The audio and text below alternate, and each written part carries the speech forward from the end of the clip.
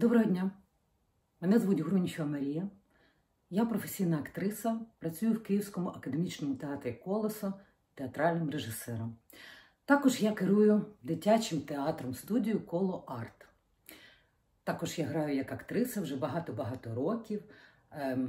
Знімаюсь в кіно, в рекламі. Мені дуже подобаються подорожі.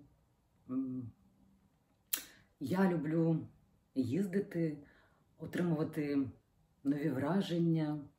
У мене 3 доньки, 2 собаки, кіт, велике хазяйство.